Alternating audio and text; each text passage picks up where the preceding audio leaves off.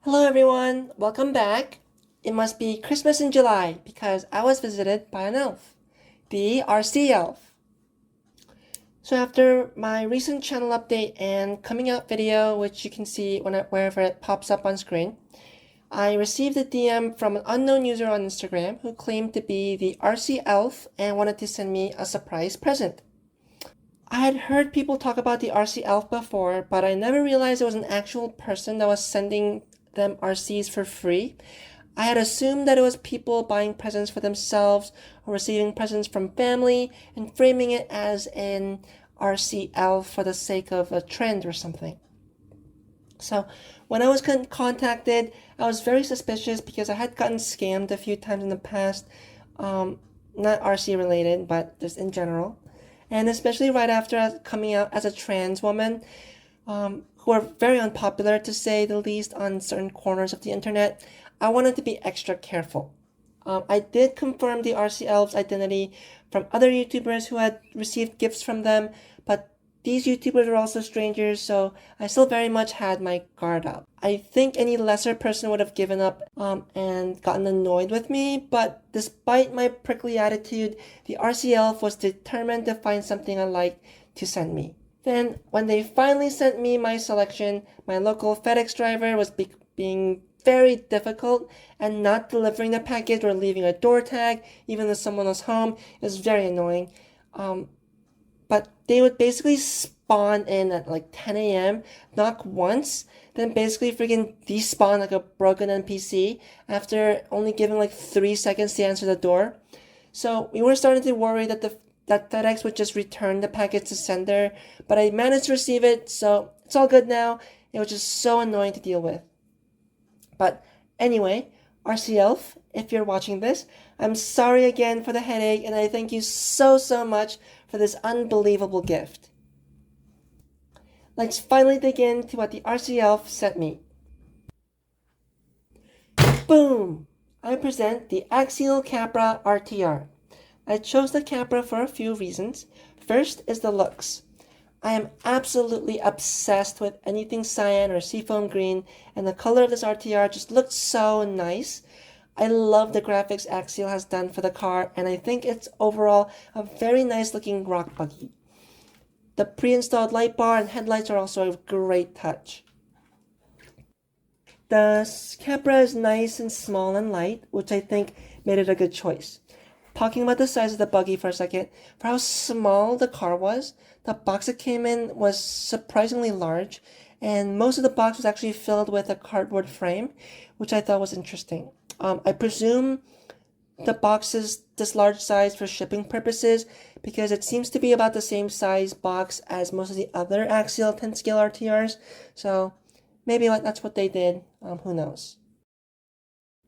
I have been on a Gmade kick again recently, and I was really interested in getting the Gmade R1, which is a 2.2 rock buggy with portal axles. However, that kit is very old, and a lot of the upgrades I would need to do and want to do for it are long discontinued. I also really like my Losi Nightcrawler SE, but I wasn't too impressed with the durability of the worm gear system, especially on really tight situations. Also, especially with the lack of a slipper clutch.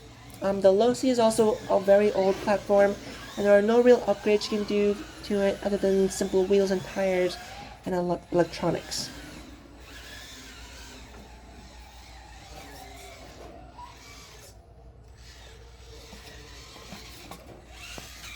The Capra, I think, is the perfect hybrid of both. It has wide portal axles, so it can be easily used as a 1.9 or a 2.2 rig. Has the rock buggy look like the Nightcrawler and the R1. And has a very good transmission with dig, which is something I was available for the R1, but again is discontinued. It also retains the scale look of the Nightcrawler with the basic interior and the driver and the injection molded grille and scale parts. The wheels on the Capra are also actual beadlocks, and the tires that come on it are the softer compound than Axial's usual RTRs, so they also work just as well as the Nightcrawler. I've also seen one of my friends kit build Capra, and I was very impressed with its performance, so I wanted to try it out for myself. The only reason I never pulled the trigger on one was the price, which sits around $500 for the RTR with the inflation pricing. And for that kind of money, there were a lot of projects I wanted to work on first.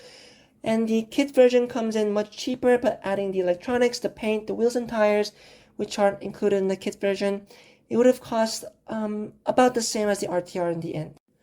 Unlike older Axial kits, the Capra doesn't include a huge bag of extra parts like they used to when they were on their Hobbico.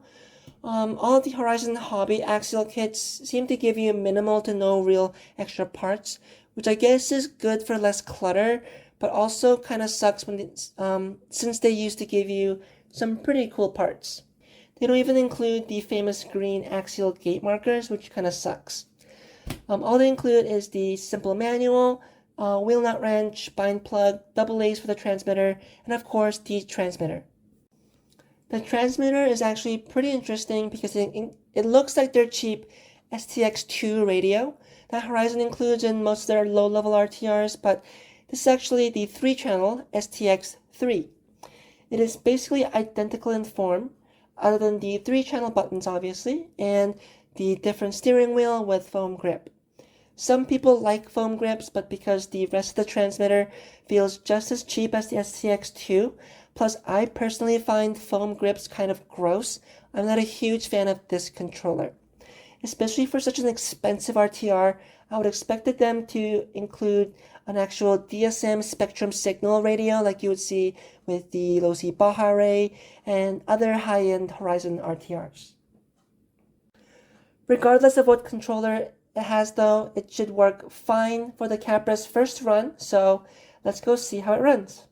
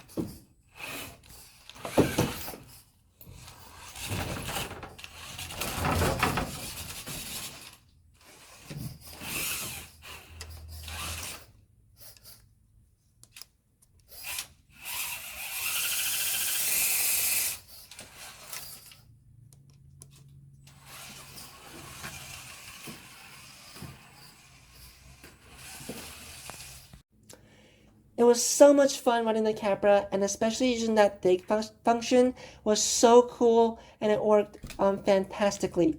Now, Axial does claim that you can use the dig while you're on the move, but for me, it kind of ended up being a little bit crunchy, so I would avoid that. But regardless, I'm so happy with the camera, and I have to thank the RC Elf again so much for sending this to me. To pay forward the RC Elf's kind deed, I will be paying it forward and donating some of my cars to the local RC community to spread the love of RC.